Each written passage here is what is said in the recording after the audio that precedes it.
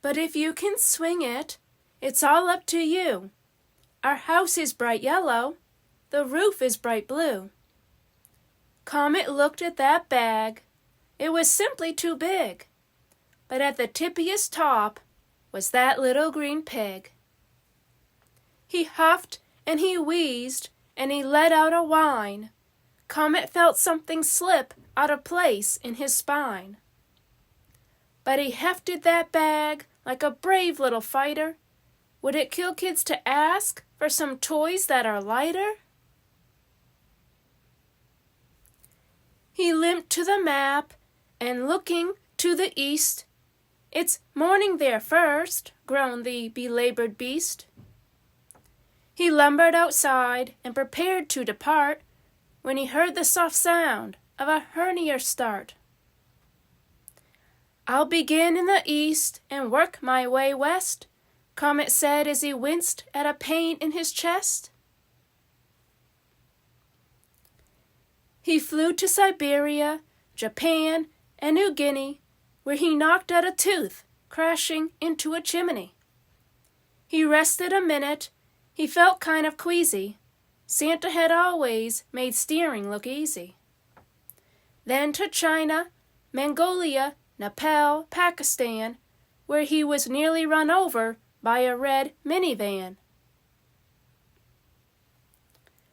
On to Egypt and Sweden, Italy and France, where he scraped up his butt 'cause he didn't wear pants.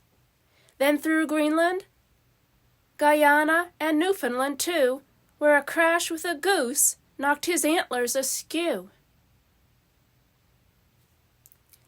Cleveland, Chicago, then up to Quebec, he picked up a limp and a pain in the neck. He had left lots of toys, like a billion or two, but he'd found no yellow house with a roof of bright blue. The night was half done, things weren't going so well, and a lump on his ear was starting to swell. He looked in L.A., he looked in Seattle, then he borrowed some Band-Aids from a small herd of cattle.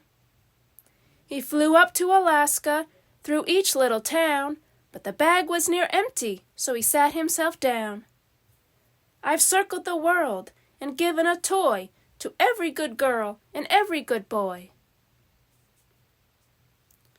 He looked at his map as he shed a small tear. No little green pig for little sister this year. That tiny tear fell on a spot in the Pacific, Honolulu, Hawaii, to be more specific. A surge of delight arose in his chest as he plotted a course that was south by southwest. Way out to sea, near the end of his race, a whale blew his nose right in Comet's face. That was all he could take. Comet felt he was through, but just then Hawaii came into his view. At long last he found that roof of bright blue on the house painted yellow in warm Oahu. He slipped down the chimney with a gift for the boy and of course for his sister, the little pig toy. He was met by the boy who had written the letter.